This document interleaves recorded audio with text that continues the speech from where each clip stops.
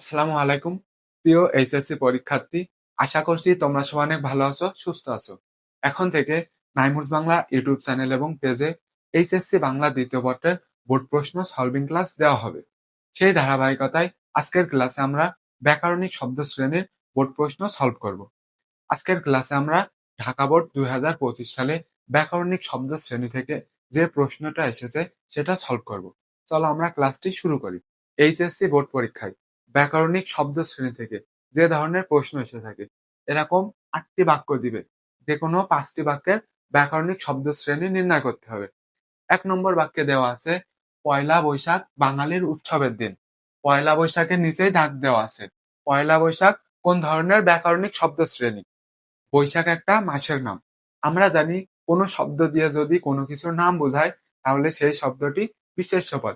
যেহেতু বৈশাখ একটা মাসের নাম তাই পয়লা বৈশাখ শব্দটি হচ্ছে বিশেষ্য পদ। তাহলে পয়লা বৈশাখ শব্দটি বিশেষ্য পদ। এই বাক্যের শব্দটি বিশেষ্য পদ। আশা করছি বিষয়টা বুঝতে পেরেছো। এবার দেখো 2 নম্বর বাক্য। 2 নম্বর বাক্য আছে আজ নয় কাল সে আসবে। এখানে নয় কোন ধরনের ব্যাকরণিক শব্দ শ্রেণী নির্দেশ করে? আজ নয় কাল। খেয়াল করো, আজ নয় কাল। আজ একটা কি সময়, কালও একটা সময়। এই দুইটার মাঝে সংযোগ স্থাপন করছে এই শব্দটি। তাই এই শব্দটি হচ্ছে যোজক। 2 নম্বর বাক্যের নয় দিয়ে যোজক বোঝাচ্ছে। চলো আমরা একটু মজার সাথে যোজক বুঝি। যোজক, ধরো তুমি একটা ছেলে, তোমার কোনো একটা মেয়ের পছন্দ হয়েছে। তুমি একটা ছেলে, তোমার কোনো একটা মেয়ের পছন্দ হয়েছে। তুমি ওই মেয়েকে সরাসরি বলতে পারছো না, তোমার একটা হেল্পিং হ্যান্ড দরকার। তো ওই হেল্পিং হ্যান্ড কে হয়? এই মেয়ের ক্লোজ ফ্রেন্ড। এই মেয়ের ক্লোজ ফ্রেন্ড অথবা তোমার ক্লোজ ফ্রেন্ড। তুমি ছেলে, তোমার ক্লোজ ফ্রেন্ড অথবা ওই মেয়ের ক্লোজ ফ্রেন্ড। তুমি তাকে গিয়ে বলতে পারো যে বন্ধু, আমার হচ্ছে ওই মেয়েটাকে পছন্দ হয়েছে, তুই আমাকে যেভাবে হোক হেল্প কর। অথবা ওই মেয়ের ক্লোজ ফ্রেন্ডের কাছে তুমি বলতে পারো যে তোমার বান্ধবীর আমার পছন্দ হয়েছে, একটু হেল্প করো। তখন কি এই যে হেল্পিং হ্যান্ড ক্লোজ ফ্রেন্ড কি করবে? একটু হেল্প করবে। হেল্প কিভাবে করবে? তোমাদের দুইজনের মাঝে সংযোগ স্থাপন করার জন্য হেল্প করবে। তো এ হেল্প করলে তোমাদের দুইজনের মাঝে সংযোগ স্থাপন হয়ে যাবে। তো যে হেল্প করছে, এদের সংযোগ স্থাপন করে দিচ্ছে, এ হচ্ছে যোজক। তুমি হচ্ছে কোনো একটা পদ কিংবা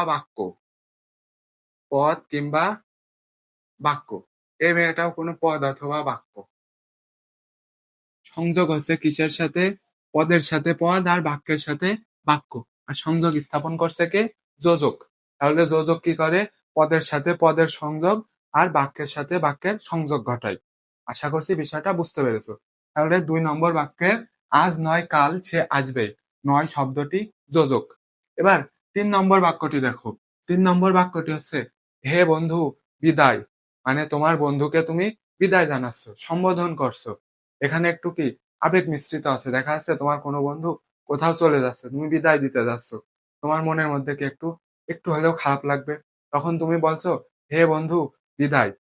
তাহলে এখানে হে বন্ধু, এটা হচ্ছে আবেগ শব্দ, আবেগ। এবার 4 নম্বর দেখো। 4 নম্বর হচ্ছে মোদের গৌরব মোদের আশা আমরি বাংলা ভাষা। এই বাক্যের মোদের শব্দটি কোন ধরনের বিশেষ্য? আমরা আগে জেনে নিই মোদের শব্দের অর্থ কি। মোদের, মোদের শব্দের অর্থ আমাদের। মোদের শব্দের অর্থ আমাদের। আর আমাদের শব্দটি ব্যক্তিবাচক সর্বনাম। ব্যক্তিবাচক সর্বনাম। তাহলে 4 নম্বর বাক্যের মোদের শব্দটি হচ্ছে ব্যক্তিবাচক সর্বনাম। এবার 5 নম্বর বাক্য দেখো তুমি যে আমার কবিতা। এই বাক্যের কবিতা কোন ধরনের ব্যাকরণিক শব্দ শ্রেণী? কিছু প্লেবয় টাইপের ছেলে আছে, ওরা মেয়েদেরকে বিভিন্নভাবে ইমপ্রেস করে। মেয়ে পটানোর জন্য কেউ কাজী নজরুল ইসলাম, কেউ রবীন্দ্রনাথ ঠাকুর হয়ে যায়। মেয়েদেরকে বিভিন্নভাবে বলে তুমি অনেক সুইট, তুমি অনেক কিউট, তুমি বিশ্ব সুন্দরী, তোমার চেয়ে আর সুন্দরী কেউ নেই। এরকম ভাবে তারা মেয়েদেরকে ইমপ্রেস করে। তো এই বাক্যের তুমি যে আমার কবিতা, কেউ একজন এইভাবে ইমপ্রেস করার চেষ্টা করছে। আর কবিতা হচ্ছে কি সৃষ্টিকর্মের নাম। তাহলে আমরা জানি কোনো কিছুর নাম হচ্ছে বিশেষ্য। তাহলে কবিতা যেহেতু সৃষ্টিকর্মের নাম, তাই কবিতা হচ্ছে বিশেষ্য পদ। এবার ৬ নম্বর দেখো। ৬ নম্বর হচ্ছে দুঃখ বিনা সুখ লাভ হয় কি মোহিতে? এই বাক্যের বিনা শব্দটি কোন ধরনের ব্যাকরণিক শব্দশ্রেণী? বিনা হচ্ছে অনুসর্গ। বিনা, এই বাক্যের বিনা হচ্ছে অনুসর্গ। আরো কিছু অনুসর্গ জেনে নাও। ব্যতীত, বরাবর। আপাতত এই দুইটাই মনে রাখো।